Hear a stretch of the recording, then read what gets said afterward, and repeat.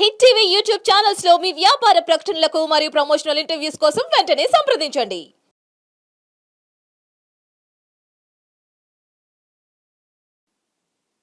ఇప్పుడు కబుర్లు చెప్పేటువంటి నాస్తికవాదులందరూ ఎందుకు పనికిరారు ఇలాంటి ఈ విషయాలు తెలుసుకుంటే. నోరు ముసుగు బయటికి పోవాలి. ఇటువంటి అద్భుతాలు జరిగాయి. భక్తి యొక్క గొప్పతనం అటువంటిది. మహానుభావులు కాబట్టి వాళ్ళ కోసం అని చెప్పి గుడిగుడే తిరిగిపోయింది. ఇది సైన్సా సాధ్యం అంటే అన్నింటికీ సైన్స్ పరిష్కారం కాదు. సైన్స్కి అందని కొన్ని కోట్లాది వ్యవహారాలు ఉన్నాయి. సైన్స్కు దొరకదు. ఉన్నదాన్ని శోధించడమే సైన్స్ పని, అంతేగాని లేనిదాన్ని సైన్స్ సృష్టించలేదు. కానీ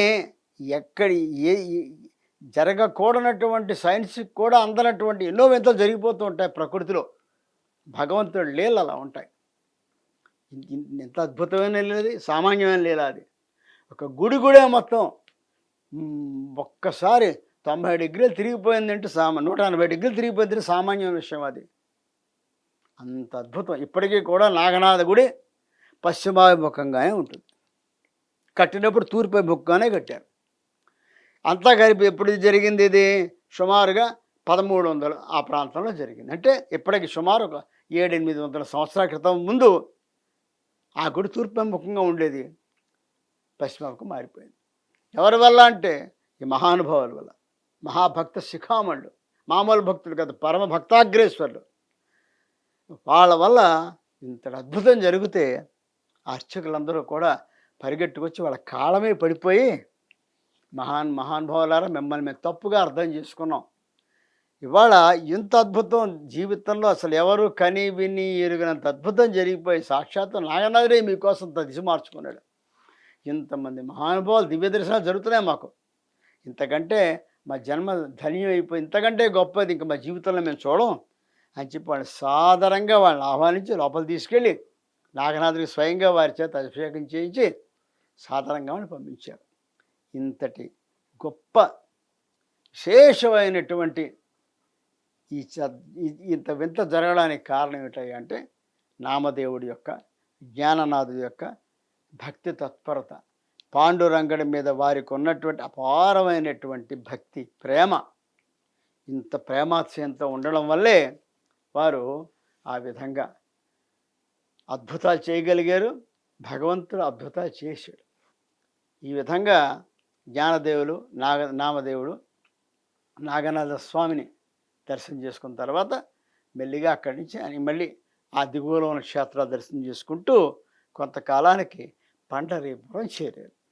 ఇప్పటికి సుమారు 2-3 సంవత్సరాలు పట్టింది. అంటే 2-3 సంవత్సరాల పాటు పండరీనాథుడు నామదేవుడు ఒకరికొకరు వియోగాన్ని అనుభవించారు.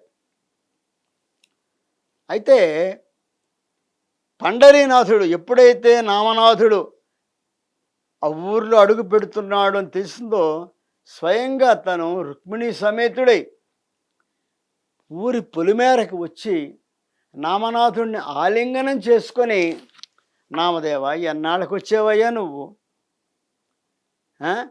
నీ వియోగం, ఇన్ని సంవత్సరాలు నీ వియోగాన్ని నేను భరించానయ్యా, ఎంత గొప్ప విశేషం.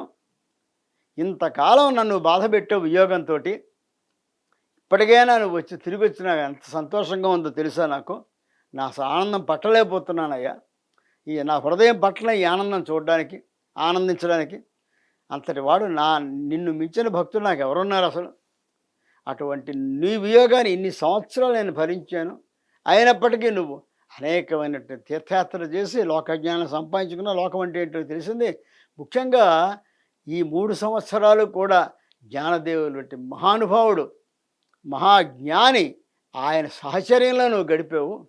చాలా సంతోషం నాయన నాకు అని చెప్పేసేసి తను స్వయంగా చేయి పట్టుకుని పండరీపురం తన ఆలయంలోకి తీసుకుని వెళ్ళి అక్కడ రుక్మిణి మాతకి, సత్యభామాదేవికి, రాధాదేవికి, వీళ్ళందరికీ కూడా వామదేవుడు చూసావా, వామదేవుడు తిరిగి వచ్చాడు, నామదేవుడు తిరిగి వచ్చాడు. ఇన్నాళ్ళు 3 ఏళ్ళు నన్ను విరహంతో బాధ పెట్టి ఇప్పుడు వచ్చాడు. కాబట్టి వీడు జాగ్రత్తగా మనం చక్కగా అలంకరణ చేసుకుందాం అని చెప్పేసి అతనికి అభ్యంజన స్నానం చేయించారు అమ్మవార్లు. అది ఎంత అద్భుతం, సామాన్య విషయం అది. సాక్షాత్తు మహాలక్ష్మి అమ్మవారు రుక్మిణీదేవి భూమాత సత్యభామాదేవి, ఇక రాధాదేవి అంటే మహాశక్తి స్వరూపిణి రాసాదేవి. వీళ్ళందరూ కూడా శ్రీకృష్ణ పరమాత్మ ఆదేశానుసారము నామదేవుడికి అభ్యంజ స్నానం చేయించి కొత్త బట్టలు కట్టబెట్టి హారతులు ఇచ్చారు. నభూతో నభవిష్యతి. ఇంత అద్భుతమైనటువంటి ఆదరణ ఏ భక్తుడికి జరగలేదు, ఒక్క కుచేరుడికి జరిగింది శ్రీకృష్ణ పరమాత్మ ఆధ్వర్యంలో. మళ్ళీ నామదేవుడికే జరిగింది, ఇంకెవరికి జరగలేదు. అసలు ఈ మాట వినడానికే ఒళ్ళు పులకరించిపోతుంది మనకి. మనం అనుకుంటాం గుడి అంతా ఏముందండి, గుళ్ళో ఏముంది, విగ్రహమే కదా, ఏదో భైవ భక్తులు రెండు దండం పెట్టుకుంటాం అంతే, అంతవరకే పరిమితం. కానీ అక్కడ విగ్రహంగా చూడలేదు, అది విగ్రహం కాదు, మహాశక్తి ఉంది అక్కడ అనే మనసుతో మనం వెళ్తే ఖచ్చితంగా ఆ దర్శనం అవుతుంది, అందులో సందేహం లేదు. ఆ దర్శనం చేసుకునేందుకు కావాల్సిన సాధన, ఆ నమ్మకము, ఆ పట్టుదల, ఆ విశ్వాసము గనక భక్తుల్లో ఉంటే అక్కడ విగ్రహం కనబడదు, సాక్షాత్తు పరమాత్మే దర్శనమిస్తాడు, ఏమాత్రం సందేహం లేదు. నామదేవుడు కదే ఉదాహరణ. ఈ ఎప్పుడైతే నామదేవుడు వచ్చాడని చెప్పి తెలిసింది, జ్ఞానదేవుడు తెలియజేసిందో, జ్ఞానదేవుడు అన్నదమ్ములైనటువంటి సోపానదేవుడు, నివర్తనాథుడు, చెల్లైనటువంటి ముక్తాబాయి, అదేవిధంగా ఈయనతో పాటు ఇంకా కొందరు భక్తులు, ఆ కథ మనం ముందు ముందు వెళ్తాం, గోరా కుంభారుడు, ఇట్లా ఇత్యాదిగా ఉన్నటువంటి అనేక మంది భక్తులందరూ కూడా పండరీపురం పాండురంగ దేవాలయానికి వస్తే వారందరినీ కూడా సాధారణంగా ఆహ్వానించాడు మహానుభావుడు శ్రీకృష్ణ పరమాత్మ. తర్వాత ఆయన ఏం చెప్పాడు, చక్కగా నామదేవుడికి అనేకమైన మర్యాదలు చేసి గట్టిగా ఆలింగనం చేసుకొని పరమాత్మ యొక్క ఆలింగనాన్ని పొందినటువంటి నామదేవుడి జన్మే ధన్యం, ఇంకా ఆయనకి ఇంకా వాళ్ళని ఏం అక్కర్లేదు. ఇంకా సాక్షాత్తు పాండురంగడు స్వయంగా ఆలింగనం చేసుకున్నాడు, ఇంకా అంతకని ఏం కావాలండి జీవితానికి. అంతటి మహానుభావుడు నామదేవుడు, ఆ పేరు తలుచుకుంటే చాలు మనకి, మనం కూడా కనీసం అందులో కొంత పుణ్యాన్ని సంపాదించుకుంటాం. నిజంగా ఈ జరిగిన సంఘటనని వింటున్నటువంటి వీక్షకులు ఒక్కసారి మనస్సులో ఒక చిత్రంగా మీరు చూసుకోండి, ఎంత అద్భుతం ఉండదు. సాక్షాత్తు పరమాత్మ ఆలింగనం చేసుకున్నాడు, అమ్మవారు ముగ్గురు కూడా శుభ్రంగా తలంటి అభ్యంజన స్నానం చేయించారు, శుభ్రమైన పట్టు వస్త్రాలు కట్టించారు, హారతులు ఇచ్చారు. రాధాదేవి, సత్యభామాదేవి, రుక్మిణీదేవి. ఈ జీవితంలో ఎవరికైనా ఇంత అదృష్టం పడుతుందా? ఇంతకంటే అదృష్టవంతుడు ఈ భూమి మీద ఎవరైనా ఉన్నారా? ఇప్పటివరకు సృష్టిలో ఎవరైనా ఉన్నారా? ఈ కలియుగంలో అసలు లేరు ఎవరు.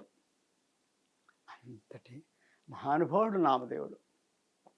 తర్వాత మెల్లిగా అన్నీ అయిన తర్వాత నామదేవుడిని, జ్ఞానదేవుడిని కూడా తన పక్కన కూర్చోబెట్టుకొని పరమాత్మ అంటాడు, నాయనలారా మీరు చక్కగా అన్ని తీర్థయాత్రలు అటు హిమాలయాల నుంచి ఇటు దక్షిణ సముద్రం వరకు కన్యాకుమారి వరకు ఉన్నటువంటి అన్ని దివ్యక్షేత్రాలు చూశారు. ఇటు తూర్పున పూరి జగన్నాథ నుంచి ఇటు పశ్చిమాన ద్వారక వరకు ఉన్నటువంటి అన్ని క్షేత్రాలు చూశారు. అంటే 3 సముద్రాలకి, హిమాలయ పర్వతాలకి మధ్య ఉన్నటువంటి దివ్యమైన భరతఖండంలో ఉన్నటువంటి అన్ని క్షేత్రాలు మీరు దర్శనం చేశారు. అన్ని దేవతా స్వరూపాలని మీరు కొలుచుకున్నారు. అన్ని పుణ్యనదుల్లోనూ మీరు స్నానం చేసి పునీతులయ్యారు. అన్ని సరస్సుల్లోనూ మీరు స్నానం చేసి పునీతులయ్యారు. అనేకమైన క్షేత్రాలు, అనేకమైనటువంటి అద్భుతాలు మీ కళతో మీరు చూశారు, మీరు చేయగలిగారు. ఇంత ఒక ఎత్తు అయితే నాయన, నోము కానీ వ్రతాలు కానీ ఏం చేసుకున్నా కూడా ఉద్యాపన అనేది ఒకటి చెయ్యాలయ్యా. ఇంతటి మహత్కార్యం మీరు చేశారు కాబట్టి దీనికి ఉద్యాపన చేసినట్లయితేనే మీరు చేసినటువంటి ఈ యాత్రకి ఫలితం ఉంటుంది. కాబట్టి ఉద్యాపన చేయండి మీరు. తన నిమిత్తమై ఈ పండరీపురంలో చుట్టుపక్కల ఉన్నటువంటి యావత్ బ్రాహ్మణ్యాన్ని కూడా వాళ్ళందరూ పిలిచి వాళ్ళ సముచిత రీతిని వాళ్ళు సన్మానం చేసి వాళ్ళు భోజనం పెట్టి పంపించాడు. షట్సోపేతం భోజనం పెట్టి దక్షిణించి పంపించి వారి ఆశీస్సులు తీసుకో. తద్వారా నీ ఉద్యాపన చేయడం వల్ల ఈ సంపూర్ణ యాత్ర యొక్క ఫలితం అంతా కూడా నీకు దక్కుతుంది. ఇప్పుడు దక్కలేదా? పరమాత్మకి ఆలింగన తీసుకోవడం ఇంకంతకంటే ఇంకేమైనా కావాలండి? ఇంకంతకంటే ఇంకేదన్నా ఊడిపడి నెత్తిమీ పడి ధ్యానం, మనకు కిరీటం పెట్టి ధ్యానం ఉందా? కానీ పరమాత్మ లోకరీతిని అనుసరించి చెప్పాడు.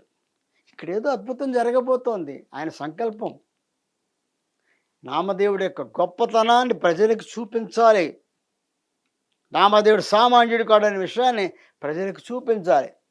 అందుకని స్వామి ఆడుతున్నటువంటి జగన్నాటకం. కాబట్టి ఉద్యాపన చెయ్యాలయ్యా. కాబట్టి ఇవన్నీ జాగ్రత్తగా ఇవన్నీ కూడా నువ్వు చేద్దాం.